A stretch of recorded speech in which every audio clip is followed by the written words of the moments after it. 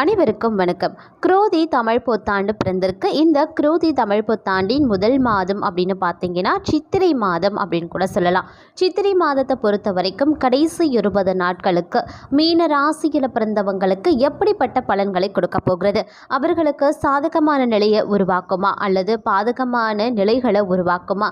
எப்படிப்பட்ட பலன்களை மீன ராசியினர் சித்திரை மாதத்தின் கடைசி 20 நாட்கள் அனுபவிப்பாங்க அப்படிங்கிறத நீங்கள் தெரிந்து கொள்ளணுமா? வீடியோவை ஸ்கிப் பண்ணாமல் கடைசி வரைக்கும் பாருங்க. இந்த பதிவு உங்களுக்கு மிக பயனுள்ள விகிதத்தில் இருக்கும். வீடியோக்குள்ளே போகிறதுக்கு முன்னாடி இது வரைக்கும் நீங்கள் நம்ம சேனலை சப்ஸ்கிரைப் பண்ணலன்னா உடனே சப்ஸ்கிரைப் பண்ணிக்கோங்க. அப்படியே பக்கத்தில் இருக்கக்கூடிய நோட்டிஃபிகேஷனுக்கான பெல் பட்டனையும் ப்ரெஸ் பண்ணிக்கோங்க. சரி நேயர்களே, வாங்க வீடியோக்குள்ளே போகலாம்.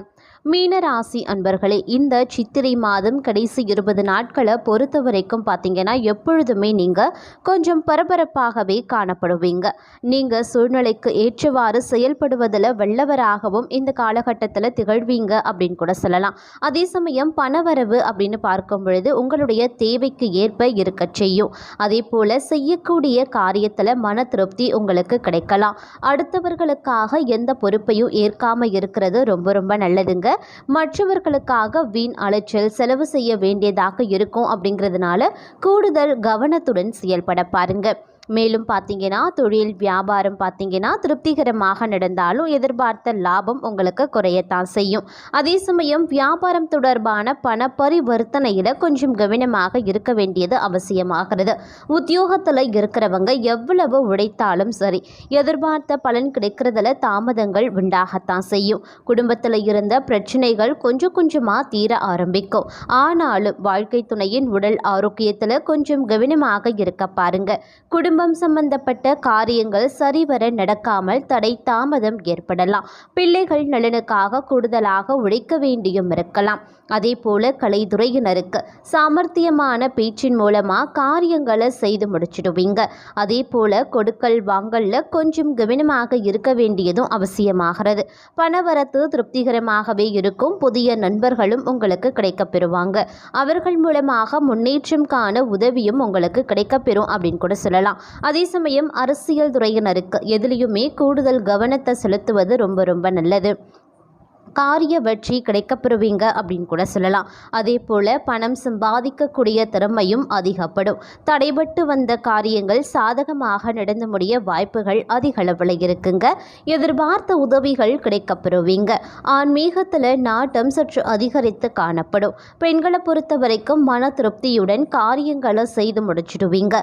பணவரத்து அதிகரிக்கும். மாணவர்களுக்கு எதிர்கால கல்வி பற்றி எடுத்த முடிவுகள் மன திருப்தியை அளிக்கக்கூடிய வகையில் இருக்கும். கொஞ்சம் அலைச்சல் இருக்கத்தான் செய்யும். அதே சமயம் இந்த காலகட்டத்தை பொறுத்த வரைக்கும் பொருட்களை களவு கொடுக்கவும் நேரிடலாம். உங்களின் உடைமைகள் மீது கண்ணும் கருத்துமாக இருக்க வேண்டியது அவசியமாகிறது. புதிய நண்பர்களும் உங்களுக்கு கிடைக்கப்பெறுவாங்க. அறிமுகம் இல்லாதவர்களின் வீட்டில் எதையுமே உட்கொள்ள வேண்டாம். அது உங்களுக்கு பிரச்சனைகளை ஏற்படுத்திடும்.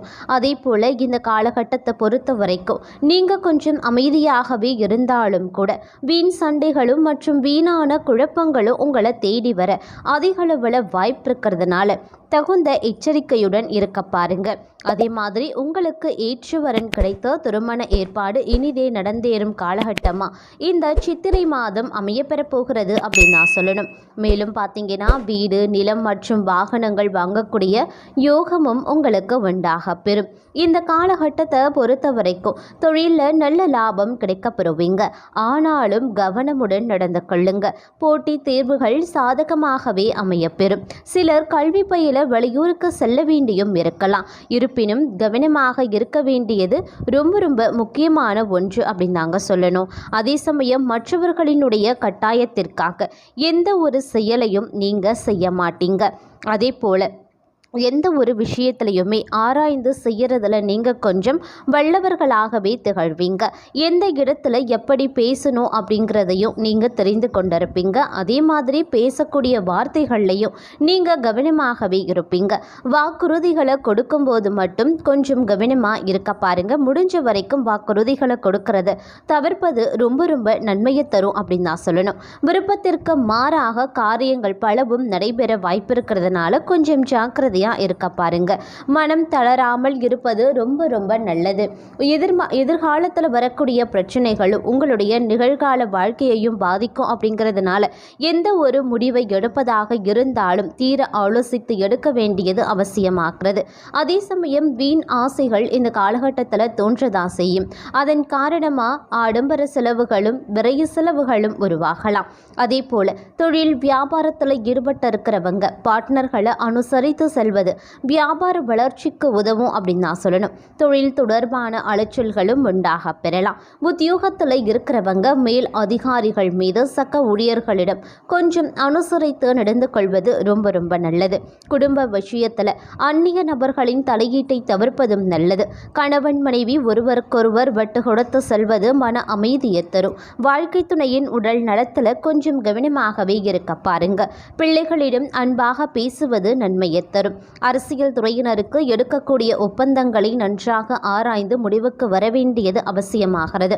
வெளிநாட்டு ஒப்பந்தங்களை பெறுவாங்க. அதே போல லாபமும் பெருக ஆரம்பிக்கும் அப்படின்னு கூட சொல்லலாம். மேலிடத்தின் கனிவான பார்வை உங்களுக்கு கிடைக்கப்பெறும் அப்படின்னு கூட சொல்லலாம். அதே சமயம் கலைத்துறையினருக்கு புதிய மாற்றங்கள் உருவாகக்கூடிய காலகட்டமாக இந்த சித்திரை மாதம் அமையப்பெறுகிறது. அரசாங்க அனுகூலங்களும் உங்களுக்கு உருவாக அதிகளவில் வாய்ப்பிருக்கு. இருப்பினும் வாகனங்களை பிரயோகிக்கப்படுத்தும் பொழுது மிகவும் கவனமாக இருங்க. உங்களின் நெடுந்தூர பயணங்களின் போதும் கூடுதல் எச்சரிக்கையுடன் இருக்க வேண்டியது அவசியமாகிறது. குறிப்பாக இரவு நேர பயணங்களை முற்றிலுமாக தவிர்த்து கொள்ளுங்க. நெடுந்தூர பயணங்களையும் தவிர்ப்பது உத்தமமான விஷயம் அப்படின்னு தான் சொல்லணும். அதுதான் உங்களுக்கும் உங்களுடைய ஆரோக்கியத்திற்கும் நல்லது அப்படின்னு தான் சொல்லணும். அதே மாதிரி வெளிநாடு செல்ல வேண்டிய வரலாம். வெளிநாட்டிற்கு செல்லக்கூடிய வாய்ப்பின் வரும் பொழுது நீங்க கொஞ்சம் ஜாக்கிரதையாகவும் பாதுகாப்பாகவும் இருக்க வேண்டியது அவசியமாகிறது. பெண்களை பொறுத்த வரைக்கும் எந்த நிலையிலையுமே மனம் தளராமல் காரியங்களை செய்து வெற்றியை பெறுவீங்க. அதே போல் பெண்களை பொறுத்த வரைக்கும் யாருக்காகவும் வாக்குறுதிகளை கொடுப்பதை முற்றிலுமாக தவிர்ப்பது உங்களுக்கு மிகச்சிறந்தது அப்படின்னு கூட சொல்லலாம். அப்படி இல்லைன்னா தேவையில்லாத சிக்கல்கள் விளைவுகளை நீங்கள் சந்திக்க வேண்டியதாக இருக்கும். அதே சமயம் மாணவர்களுக்கு யாருக்குமே உத்தரவாதம் அளிக்காமல் இருப்பதும் ரொம்ப ரொம்ப நல்லது. கல்வியில் கூடுதல் கவனம் செய்து படிப்பதன் மூலமாக தேர்ச்சி பெற முடியும். நல்ல மதிப்பெண்களை உங்களால் பெற முடியும். இந்த காலகட்டத்தை பொறுத்த வரைக்கும் நீண்ட நாட்கள் தொல்லை கொடுத்து வந்த நோய் மருந்துக்கு கட்டுப்பட்டு விடும் அப்படின்னு கூட சொல்லலாம். அரசு பணியில் உள்ளவர்கள் உடன் பணிபுரிகின்றவர்களிடம் கொஞ்சம் எச்சரிக்கையாக இருக்க வேண்டியது அவசியமாகிறது. மேல் அதிகாரிகளினுடைய கோபத்திற்கு நீங்க ஆளாகாம பார்த்து கொள்ளுங்க. அதுதான் உங்களுக்கும் நல்லது, உங்களுடைய பணி வேலைகளுக்கும் நல்லது அப்படின்னு கூட சொல்லலாம். அப்படி இல்லைன்னா வேலை பறிப்போவதற்கு வாய்ப்பாக அமைஞ்சிடும். அதனால கொஞ்சம் ஜாக்கிரதையாக இருக்க பாருங்க. அதே சமயம் மனமாகாத அவர்களுக்கு நல்ல வரன்கள் வந்து சேரும் அப்படின்னு கூட சொல்லலாம். உடன் பிறந்த சகோதர சகோதரிகள் ஒன்று சேருவதற்கான காலகட்டமாக இந்த சித்திரை மாதம் அமையப்பெறுகிறது அப்படின்னு நான் சொல்லணும். அதே சமயம் வெளிநாடு செல்லக்கூடிய உங்களின் திட்டம் இந்த காலகட்டத்தில் நிறைவேற அதிக அளவில் வாய்ப்பு இருக்கு. கொடுக்கல் வாங்கல் செய்வோர் எச்சரிக்கையாக இருக்க வேண்டிய மாதம் அப்படின்னு சொன்னா அது இந்த சித்திரை மாதம் அப்படின்னு நான் சொல்லணும். அதே சமயம் பெரிய அளவில் பணம் முதலீட்டு செய்வதை இந்த மாதத்தில் தவிர்த்து கொள்ளுங்க. அதே போல புதிதாக எதிலும் முதலீடு செய்வதையும் இந்த காலகட்டத்தில் தவிர்ப்பது ரொம்ப ரொம்ப நல்லது. மீறும் பட்சத்தில் பண இழப்பு ஏற்படுவதற்கான வாய்ப்பு இருக்கு. ஏமாற்றம் அடைவதற்கான வாய்ப்பும் இருக்கு. அதே போல சமூகத்தில் நல்ல அந்தஸ்தையும் நீங்க பெறுவதற்கான வாய்ப்பு இருக்கு. பிள்ளைகளுடைய பாராட்டை பெற்று பெற்றோர்களுக்கு மகிழ்ச்சி தருவாங்க. இதுவரைக்கும் தொல்லை கொடுத்து வந்த எதிரிகளும் உங்களை விட்டு விலகையும் செல்வாங்க. இந்த காலகட்டத்தை பொறுத்த வரைக்கும் பொது காரியத்தில் இருக்கிறவங்க சமூகத்தில் நல்ல மதிப்பும் மரியாதையும் பெறுவாங்க அப்படின்னு நான் சொல்லணும். குடும்பத்தில் இருந்து வந்த சண்டைகள் நீங்கி தம்பதியர் ஒன்று சேர ஆரம்பிப்பாங்க. ஆரோக்கியம் பார்த்தீங்க அப்படின்னா நன்றாகவே இருக்கும் என்றாலும் ஆரோக்கிய விஷயத்தில் அதீத கவனத்துடன் செயல்பட வேண்டியது அதி உத்தமமான விஷயம்.